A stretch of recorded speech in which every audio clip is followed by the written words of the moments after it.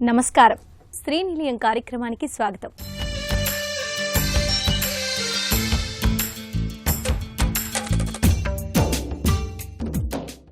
నగరాల్లో ఆకాశహర్మ్యాలు, విలాసవంతమైన అపార్ట్మెంట్లతో స్థిరాస్తి రంగం దినదినాభివృద్ధి చెందుతోంది. సరికొత్త హంగులతో భవనాలు పుట్టుగొడుగుల్లా పుట్టుకొస్తున్నాయి. విశాలమైన, విలాసవంతమైన, ఖరీదైన నివాసాల విక్రయాల్లో ఈ ఏడాది తొలి త్రైమాసికంలో హైదరాబాద్ 3వ స్థానంలో నిలిచింది. భవిష్యత్తులో విలాసవంతమైన ఇళ్లకు డిమాండ్ ఉంటుందనే అంచనాలతో నూతన ప్రాజెక్టులను చేపడుతున్నారు. మరి ఈ నేపథ్యంలో ఎందుకు విలాసవంతమైన నివాసాలకు ఆసక్తి చూపిస్తున్నారు అనే అంశంపై ప్రత్యేక కథనం శ్రీనిలయం స్థిరాస్తిలో.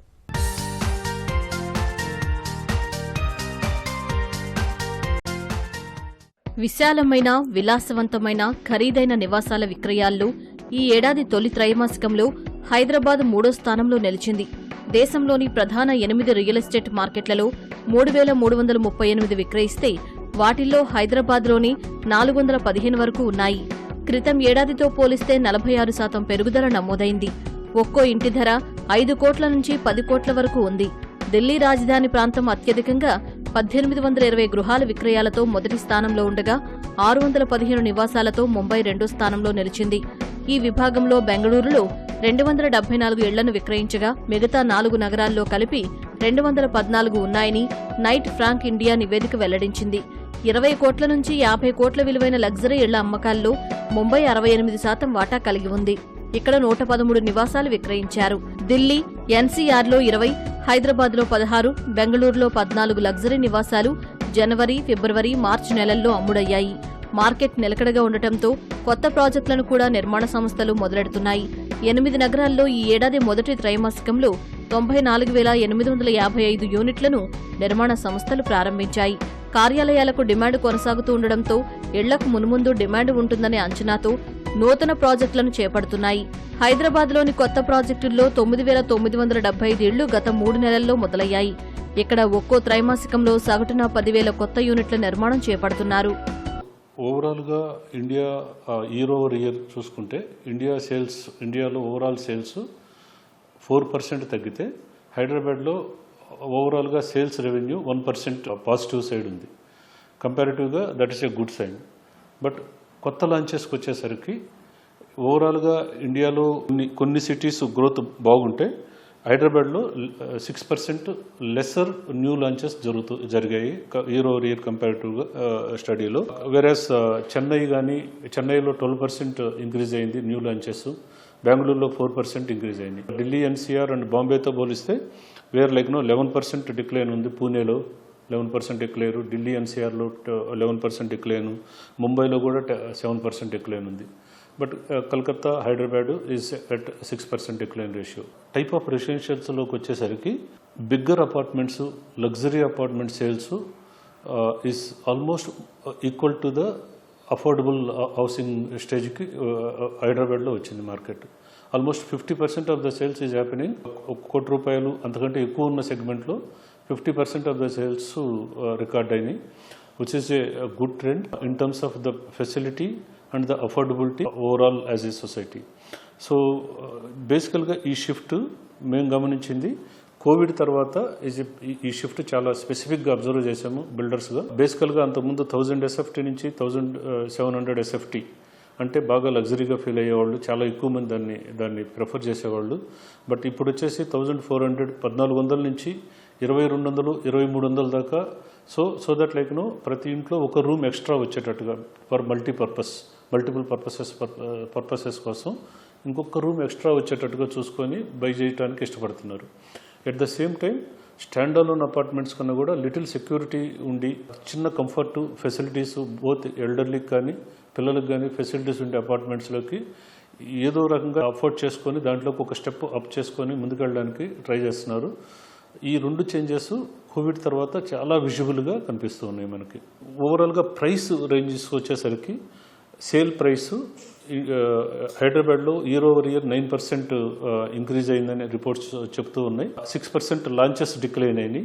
కస్టమర్స్కి రకరకాల ఆఫర్స్, రకరకాల gifting systems, discounts, cash discounts, రకరకాల ఆఫర్స్ని ఇచ్చే చిన్న ట్రెండ్ ఇప్పుడు కంటిన్యూ అవుతూ ఉంది. So that to keep up the sales. And to keep up the momentum. ఇలాంటి చేంజెస్ నేను ఈ రోజున హైదరాబాద్ మార్కెట్లో క్లియర్గా కనిపిస్తున్నట్టు అనిపిస్తుంది. నగరాలు కాంక్రీట్ అరణ్యాలుగా మారుతున్న ఈ రోజుల్లో ఇల్లు కట్టాలంటే బోల్డంత ఖర్చుతో కూడుకున్న పని. ఇంటి నిర్మాణానికి స్టీలు, సిమెంటు, ఇసుక, కంకర ఇలా చాలా వస్తువులు కావాలి. ఇంటి నిర్మాణం పూర్తయ్యాక ఏసీ, ఫ్యాన్లు ఎలాగో ఉండాల్సిందే. అయితే పర్యావరణం మీద ప్రేమతోనో ప్రకృతి ఒడిలో జీవించాలని నవతరం గృహ యజమానులు కోరుకుంటున్నారు. వేసవిలో చల్లదనం, చలికాలంలో వెచ్చదనం ఉండే విధంగా ఇంటి నిర్మాణం కోరుకుంటున్నారు. మరి ఈ నేపథ్యంలో హైదరాబాద్లోని జాతీయ గ్రామీణాభివృద్ధి సంస్థలోని ఇంజనీరింగ్ నిపుణులు శాస్త్రీయ అధ్యయనాల ఆధారంగా తాము ప్రయోగాలు చేసి తయారు చేసిన ఇటుకలతో నమూనా ఇళ్లను నిర్మించారు. ప్రపంచవ్యాప్తంగా ఉత్పత్తి అవుతున్న ఇంధన శక్తిలో 36% కేవలం భవనాలు, నిర్మాణ రంగమే వినియోగిస్తోంది. గ్లోబల్ కార్బన్ ఉద్గారాల్లో 39% వాటా ఈ రంగానిదేనని వరల్డ్ గ్రీన్ బిల్డింగ్ కౌన్సిల్ గణాంకాలు స్పష్టం చేస్తున్నాయి. ప్యారిస్ ఒప్పందం ప్రకారం భూతాపం పెరుగుదల 1.5 డిగ్రీలకు పరిమితం చేయాలంటే నిర్మాణ శైలిలో మార్పులు అనివార్యమని తెలిపింది. మన దేశంలో కూడా పరిస్థితి ఆందోళనకరంగానే ఉంది.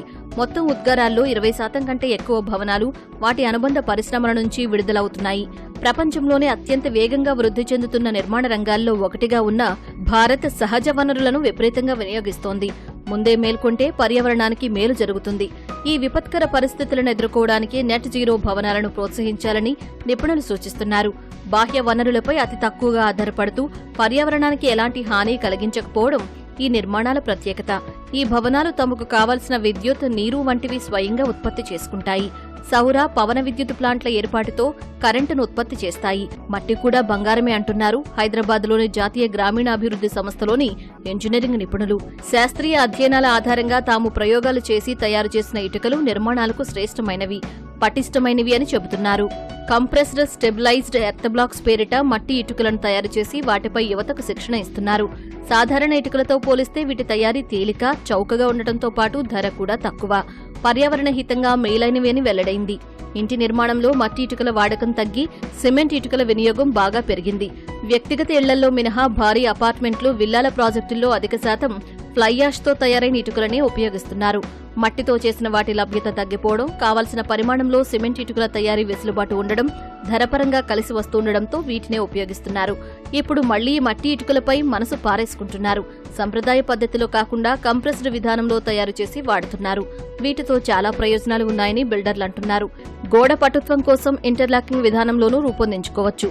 ఒక ఇటుక ఎత్తుంటే మరోటి పల్లం ఉంటుంది. ఒకదాంట్లో ఒకటి ఇంటర్లాకింగ్ అవుతాయి. గోడల నిర్మాణంలో వృధా గణనీయంగా తగ్గుతుంది. కేవలం దీర్ఘ చతురస్రాకారంలోనే కాకుండా నచ్చిన ఆకారాల్లోనూ వీటిని తయారు చేసుకోవచ్చు అంటున్నారు నిపుణులు. చాలా చోట్ల ఇల్లు కట్టేది ఇటుకతో కడతాం. ఇటుకను ఎలా తయారు చేస్తారు? ఇటుకను తయారు చేయాలంటే మనం మట్టిని తీసుకొని కేక్ మాదిరి తయారు చేసి దాన్ని కాల్చి మనం ఇటుక తయారు చేసి మనం అనుకుంటున్న కంఫర్టబుల్ హౌసెస్ను మనం కన్స్ట్రక్ట్ చేసుకుంటూ అనుకుంటున్నాం. మనకు ఇటుకను కాల్చాలంటే ఏం కావాలి? కట్టెలు కావాలి. కట్టెలు ఎక్కడి నుంచి వస్తాయి? చెట్టు నుంచి వస్తాయి. చెట్టు నరికి మనం ఇటుకలు తయారు చేసుకుంటున్నాం.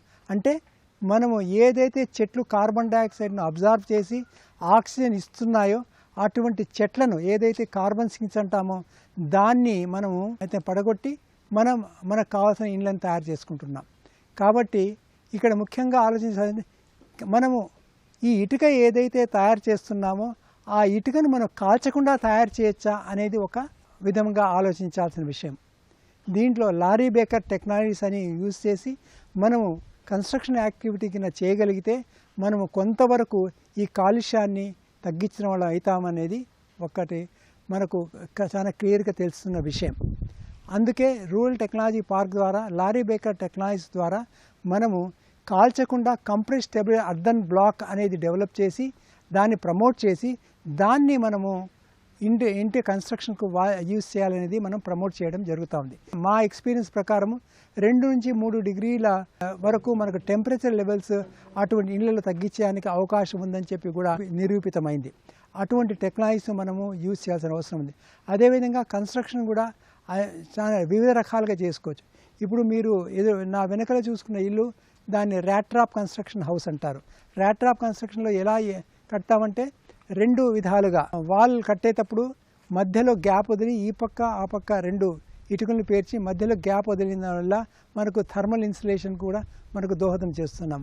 అదేవిధంగా ఆ మెటీరియల్ ఏదైతే ఉందో ఆ మెటీరియల్ను తగ్గించడం వల్ల మనము ఇంటిని కూడా మనము కాస్ట్ ఎఫెక్టివ్గా తయారు చేసి అఫోర్డబుల్ కాస్ట్లో కట్టేయడానికి అవకాశం ఉంది. ఈ విధంగా ఒకవైపు ఖర్చు తగ్గిస్తూ రెండో వైపు థర్మల్ ఇన్సులేషన్కు దోహదం చేస్తూ మనకు అనుకూలమైన ఇల్లు కట్టుకోవడానికి అవకాశం ఉంది. ఈ విధంగా ఇక్కడ అనేక రకమైన మోడల్ హౌసెస్ ఇక్కడ కట్టడం జరిగింది.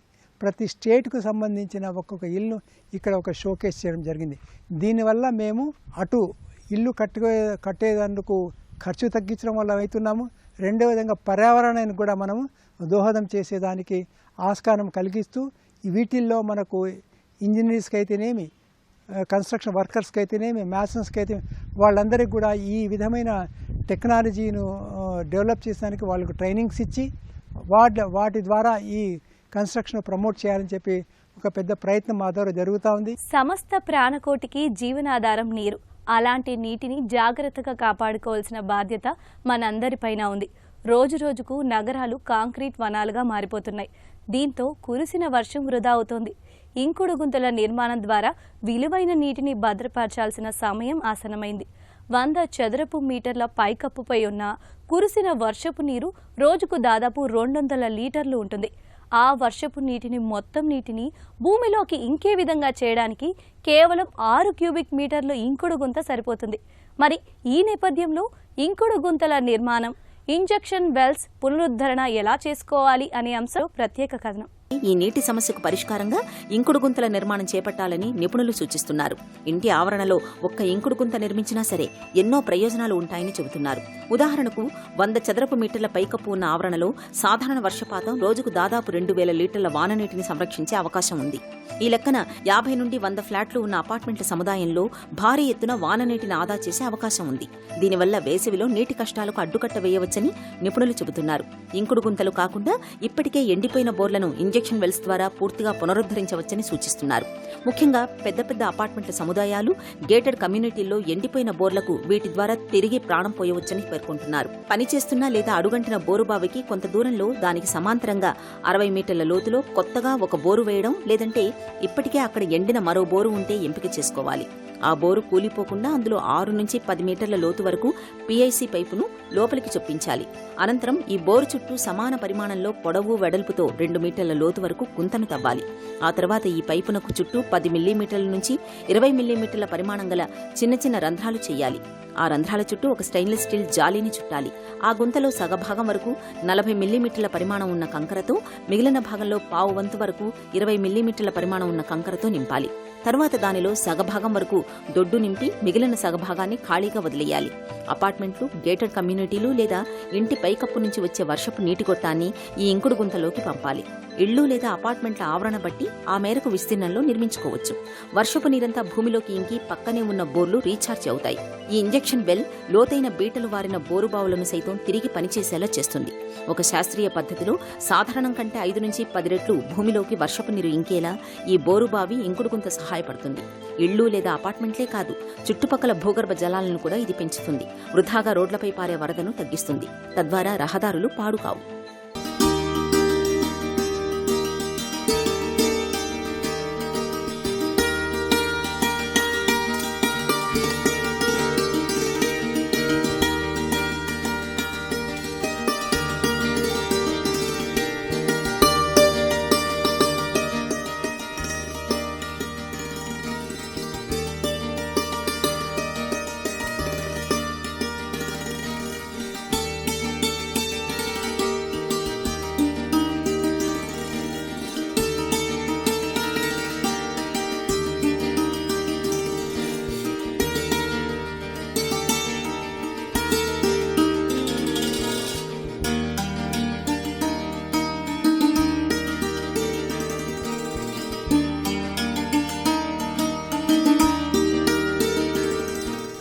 ముఖ్యంగా వేసవి కాలంలో అనేక ప్రాంతాల్లో బోర్లు ఎండిపోవడంతో ట్యాంకర్లపై ఆధారపడుతుంటారు. అపార్ట్మెంటు, గేటెడ్ కమ్యూనిటీల్లో వానలు పడినా సరే బోర్లు రీఛార్జి కావడం లేదు. అక్కడ వాన నీటి సంరక్షణకు ఎలాంటి చర్యలు తీసుకోకపోవడమే ప్రధాన కారణం. దీంతో ఈ బోర్లపై ఆధారపడడం మానేసి మరో చోట లక్షలు ఖర్చు పెట్టి మరీ కొత్తవి వేస్తున్నారు. అయితే ఈ నీటి సమస్యకు పరిష్కారంగా ఇంకుడు గుంతల నిర్మాణం చేపట్టడం, ఇప్పటికే ఎండిపోయిన బోర్లను ఇంజెక్షన్ వెల్స్ పద్ధతి ద్వారా పూర్తిగా పునరుద్ధరించవచ్చని నిపుణులు సూచిస్తున్నారు. జలమండలి సహకారంతోనే ఇంకుడు గుంతలపై నిర్వహణ, వాటి యొక్క సాంకేతిక సలహాలు సూచనలను తీసుకోవడం జరిగింది. ఆ నైపుణ్యంతో మేము వివిధ అపార్ట్మెంట్స్ కాలనీలకు వెళ్ళి ఇంకుడు గుంతల యొక్క ప్రాముఖ్యతను, అవసరతను గురించి వివరించడం జరుగుతుంది. 180 నుంచి 200 ఫీట్ల వరకు వేసినటువంటి ఒక బోర్వెల్ పూర్తిగా ఎండిపోయింది. తర్వాత వాళ్ళు ఇంకో బోర్వెల్ కూడా వేసుకున్నారు. దాంట్లో కూడా నీరు సరిగా రావట్లేదు. ఆ సందర్భంలో మనల్ని కలిసినప్పుడు మేము ఒకటే ఐడియా ఇవ్వటం జరిగింది. ఈ ఏదైతే ఎండిపోయిన బోర్వెల్ ఉందో దాన్ని ఇంజెక్షన్ బోర్వెల్గా మార్చుకున్నట్టయితే మీకు నీరు వస్తుంది అని చెప్పడం జరిగింది. వాళ్ళు దానికి అగ్రి అయ్యి మనం ఆ ఇంజెక్షన్ బోర్వెల్ కింద దాన్ని ట్రీట్మెంట్ చేయటం జరిగింది. అదేవిధంగా దానికి 4/8 కింద మనం ఒక ఇంకుడు గుంతని పిట్టును కూడా తీయించడం జరిగింది. అదేవిధంగా ఆ బోర్వెల్కి మనం హోల్స్ కొట్టేసి స్టెయిన్లెస్ స్టీల్ చేసిన తర్వాత ఆ ట్రీట్మెంట్ ప్రకారం దాన్ని ఇంకుడు గుంత నిర్మించడం జరిగింది. ఆ బోర్వెల్కి కనెక్ట్ చేసిన తర్వాత చుట్టుపక్కల ఉన్న రూప్ టాప్ వాటర్ని అంతా కూడా దాంట్లోకి వచ్చేటట్టుగా ప్లాన్ చేయించడం జరిగింది. పర్ఫెక్ట్గా వాళ్ళు వర్షాకాలం కంటే ముందు దాన్ని ప్లాన్ చేసుకోవటం వల్ల అది పూర్తి స్థాయిలో పనిచేసింది.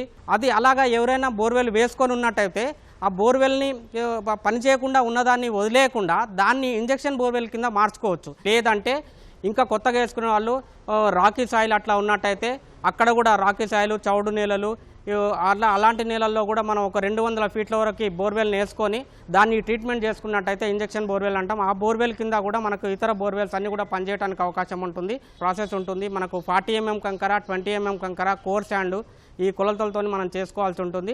మీకు ఎవరైనా సలహాలు సూచనలు కావాలన్నా కూడా ఖచ్చితంగా మేము ఇస్తాము.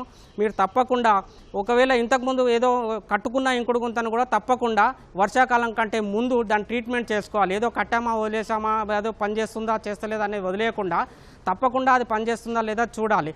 దాని మీద రూప్ నుంచి వచ్చినటువంటి చిన్న చిన్న మట్టి కానీ సీడ్స్ కానీ వచ్చి చిన్న చిన్న మొక్కలు వస్తుంటాయి. అదేవిధంగా పైన లేయర్ ఏర్పడుతుంది. ఆ లేయర్ ఏర్పడడం వల్ల లోపలికి నీళ్ళు ఇంకవు. మనం అనుకుంటాం వస్తున్నాయి కదా, ఎక్కువైపోతున్నాయేమో అనుకుంటాం. అది కాదు, ఆ భూమిలోకి ఇంకటం లేదనేది మనం చూసి మనం కప్పేసి ఉంటాం. ఒక్కోసారి దాన్ని తీసేసి దాని లోపల ఉన్నటువంటి 3 ఇంచుల నుంచి 1/2 ఫీట్ నుంచి ఫీట్ వరకు అక్కడ ఉన్నటువంటి లేయర్, కరెక్ట్ లేయర్ వచ్చేంత వరకు కూడా మనం ఆ పై పొరను తీసేసి మళ్ళీ కోర్ శాండ్ని అట్లా నింపుకోవాల్సి ఉంటుంది.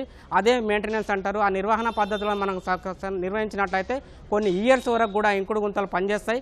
ఇంకుడు గుంత నిర్మించుకోవడం ఎంత ముఖ్యమో దాని నిర్వహణ కూడా అంతే ముఖ్యం. ఆ విధంగా చేపట్టినట్లయితే భూగర్భ జలాలు పెరిగే అవకాశం ఉంటుంది. ఇళ్ల స్థలాలు, అపార్ట్మెంటు కొనే ముందుగా వాస్తును పరిశీలిస్తుంటారు. మరి ప్రేక్షకులు అడిగిన ప్రశ్నలకు సమాధానాలు వాస్తు నిపుణుల మాటల్లో తెలుసుకుందాం.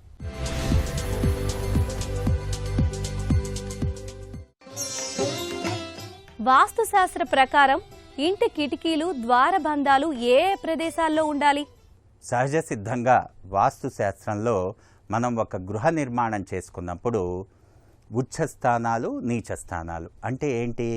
ఏది అదృష్టకరమైనటువంటి స్థానం, ఏది దురదృష్టకరమైనటువంటి స్థానం, ఎక్కడ విండో పెట్టాలి, ఎక్కడ ద్వారబంధం పెట్టాలి, ఏది ప్రవేశ ద్వారం అయ్యుండాలి, ఏది ముఖద్వారం అయ్యుండాలి, ఏది ఉపద్వారం అయ్యుండాలి.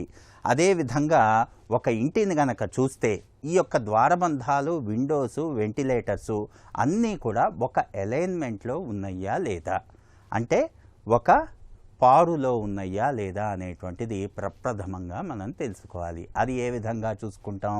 ఎనీ రూమ్ అంటే ఏంటి? ఏదైనా కానీ ఒక రూమ్ ఇలా డిజైన్ చేసుకున్నప్పుడు ఈస్ట్ వైపు నుండి కనుక చూస్తే ఇది ఉచ్చ స్థానం, అంటే ఇది ఉత్తమమైనటువంటి స్థానం.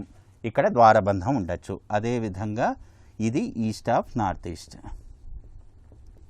ఇది ఉచ్చ స్థానం, అంటే ఇక్కడ ద్వారబంధం అనేటువంటిది ఉండొచ్చు. ఇది నార్త్, ఇది వెస్ట్, ఇది సౌత్. ఇక్కడ ద్వారబంధం ఉండొచ్చు, ఇక్కడ ద్వారబంధం ఉండొచ్చు, ఇక్కడ ఇక్కడ ఇక్కడ ఇక్కడ. ఈ విధంగా ఎందుకు తీసుకున్నాము అంటే ఇది తూర్పు ఈశాన్యం, తూర్పు, ఉత్తరము, ఉత్తర ఈశాన్యం, పశ్చిమ వాయువ్యం, పశ్చిమం, దక్షిణం, దక్షిణాగ్నేయం. ఈ 8 అనేటువంటిది ఉచ్చస్థానాలు. అంటే మనం ద్వారబంధం పెట్టుకోవటానికి వీలైనటువంటి ప్లేస్మెంట్. ఎప్పుడూ కూడా ఇక్కడ కాకుండా వీటి వైపు కాకుండా, అంటే మీరు ఏదైనా చూస్తే నార్త్ వైపు నుండి చూశారనుకోండి ద్వారబంధం ఇక్కడ కానీ ఉంటుంది, పొరపాటున కూడా ఇక్కడ ఉండదు. వెస్ట్ వైపు నుండి చూశారనుకోండి, మనం చూడటం అనేటువంటిది వెస్ట్ దిక్కు నుండి ఈస్ట్కు చూసినప్పుడు ఇక్కడ ద్వారబంధం ఉంటుంది, లేకపోతే ఇక్కడ ద్వారబంధం ఉంటుంది, పొరపాటున కూడా ఇక్కడ ద్వారబంధం ఉండదు. అంటే ఎందుకు ఇవన్నీ చెప్తున్నామంటే అధమ స్థానాల్లో నడక అనేటువంటిది ఉండకూడదు. అంటే తూర్పు ఆగ్నేయం, అదేవిధంగా ఉత్తర వాయువ్యం, అదేవిధంగా పశ్చిమ నైరుతి, అదేవిధంగా దక్షిణ నైరుతి. ఇలా ఉన్నప్పుడు ఇక్కడ నుండి నడక పెట్టడం, అంటే ద్వారబంధం పెట్టలేదండి మేము గ్లాస్ డోర్ పెట్టాము, లేకపోతే యూపీవీసీ కానీ లేకపోతే ఇంకేమన్నా ఎంఓసీతో చేసి ఆ యొక్క డోర్ పెట్టాము, అక్కడ నుండి మేము నడుస్తాము, మాకు కన్వీనియంట్గా ద్వారబంధం మాత్రం మేము పెట్టము అంటారు. ఇక్కడ నుండి ద్వారబంధము అనేటువంటి మాటకు విలువ ఏంటంటే ఇక్కడ నుండి నడకే ఉండకూడదు అని. అదేవిధంగా ఇక్కడ విండోస్ అనేటువంటివి ఉన్నా కూడా తప్పు లేదు. ఇక్కడ మనం ప్రప్రథమంగా ఏ ఇంట్లో అయినా కూడా మనం ఈ యొక్క ఉచ్చ స్థానాలు నీచ స్థానాలు అనేటువంటివి చూసుకోవాలి. అయితే ఇప్పుడు ఒక ఇల్లు తీసుకున్నాం, ఇల్లు తర్వాత రూమ్స్ అనేటువంటివి డిఫరెంట్గా డిజైన్ చేసాం. ఇలా డైనింగ్ ఇచ్చాం, ఇక్కడ కిచెన్ ఇచ్చాం, ఇది రాజవీధి, ఈ విధంగా తీసుకున్నాం, ఇది హాల్ ఇచ్చాం. ఈ విధంగా తీసుకున్నప్పుడు ఇక్కడ తీసుకునేటువంటి ద్వారబంధం అనేటువంటిది సరే తూర్పు వైపు నుండి చూసాం కాబట్టి ఇక్కడ తూర్పు వైపు తూర్పు ఈశాన్యంలో నార్త్ వెస్ట్ రూమ్కి ఒక డోర్ ఇచ్చాం. అదేవిధంగా ఇక్కడ తూర్పు ఈశాన్యంలో ఇంకొక ద్వారబంధం ఇచ్చి ఇక్కడ విండో ఇచ్చాం, ఇక్కడ విండో ఇచ్చాం, రెండు కళ్ళలాగా. సరే ఇలా ఇచ్చినప్పుడు ద్వారబంధానికి ద్వారబంధం ఉచ్చ స్థానంలో ఉందా లేదా, అదేవిధంగా పశ్చిమ వాయువ్యంలో విండో అనేటువంటిది పెట్టినప్పుడు ఇలా సూత్రం ఫామ్ అయిందా లేదా అనేటువంటిది ప్రప్రథమంగా చూసుకుంటాం. ఇలా తీసుకున్నప్పుడు పొరపాటున ఇక్కడ లేదనుకోండి ద్వారబంధం, ఇది ఉచ్చస్థానమే కదండి, దక్షిణ ఆగ్నేయంలో నేను ఇలా ఇస్తాను, దీనికి ఇలా ఇస్తాను, ఇక్కడ ఒక విండో పెడతాను, ఇక్కడ ఒక విండో పెడతాను, ఇలా నేను సూత్రం ఫామ్ చేస్తాను అంటారు ఒకళ్ళు. అలా మనం చేసుకోవచ్చా? చాలామందికి సందేహం. ఇలా అయినా మనం చెయ్యొచ్చు. ముఖ్యంగా మనం గమనించుకోవాల్సింది ఇదంతా కూడా ప్లాటు డైమెన్షన్ మీద ఉంటుంది. మనం ఎటువైపు ఏది పెడుతున్నాం, టీవీ యూనిట్ అనేటువంటిది ఉత్తర అభిముఖంగా కనుక మనం పెట్టినట్టయితే ఇక్కడ మనం సోఫా వేసుకోవటానికి వీలుగా ఉంటుంది కాబట్టి ఇక్కడ మనం ద్వారబంధం పెట్టాం. దానికి సంబంధించి తూర్పు ఈశాన్యం బదులు దక్షిణ ఆగ్నేయంలో మనం ఉపద్వారం పెట్టుకుని అలా సోమసూత్రం అనేటువంటిది ఫామ్ చేస్తాం. ఎయిదర్ మానసూత్రమైనా మీరు ఫామ్ చేయాలి, లేకపోతే సోమసూత్రమైనా ఫామ్ చేయాలి. ఈ రెండిట్లో ఏదో ఒక సూత్రం ఫామ్ చేసి ఇట్లా ఉచ్చస్థానాలు నీచస్థానాలు అనేటువంటివి అన్నీ కూడా ఎస్టిమేట్ చేసుకుని ఎక్కడ వెంటిలేషన్ ఉండాలి. చాలామందికి ఏంటంటే సౌత్ వెస్ట్ అనేటువంటిది మూసేసేయాలి, అటువైపు అసలు విండోసే ఉండకూడదు, అసలు వెంటిలేషనే రాకూడదు, సౌత్ వాల్ మొత్తం మూసేసేయాలి అని చెప్పేసి ఒక అపోహ. పొరపాటును కూడా అలా చెయ్యకూడదు. సౌత్ వెస్ట్ రూమ్ అనేటువంటిది తీసుకుంటే దక్షిణ ఆగ్నేయంలో కంపల్సరీగా విండో అనేటువంటిది పెట్టుకుని తీరవలసిందే. మీరు దక్షిణ ఆగ్నేయంలో కాబట్టి ఈ పర్టికులర్ రూమ్కి దక్షిణంలో అయినా మనకి విండో అనేటువంటిది పెట్టుకోవాలి. ఇక్కడ మూత అనేటువంటిది ఏమన్నారంటే పొరపాటున కూడా ఈ రెండు స్థానాల్లో నడక ఉండకూడదు అని మనం అర్థం చేసుకోవాలి. కానీ అందరూ విని మౌత్ టు మౌత్ ఏమవుతుందంటే ఇది రాంగ్గా ప్రాపగండా అయిపోయింది. అంటే అసలు కంప్లీట్గా సౌత్ వైపే మూసేసేయాలి అనేటువంటి ఒక రాంగ్ వాదనలోకి వెళ్ళిపోయింది. అందరూ అర్థం చేసుకోవటం అలా అర్థం చేసుకున్నారు. పొరపాటున కూడా అలా అనుకోకూడదు. ఏది ఉత్తమమైంది ఏది ఉత్తమమైంది కాదు అనేటువంటివి చూసుకుని అక్కడే ద్వారబంధాలు ఉండేటట్లుగా చూసుకోవాలి. ఇది నేటి శ్రీ నిలయం. మరికొన్ని తాజా అంశాలతో వచ్చే వారం మళ్ళీ కలుద్దాం. అంతవరకు సెలవు. నమస్తే.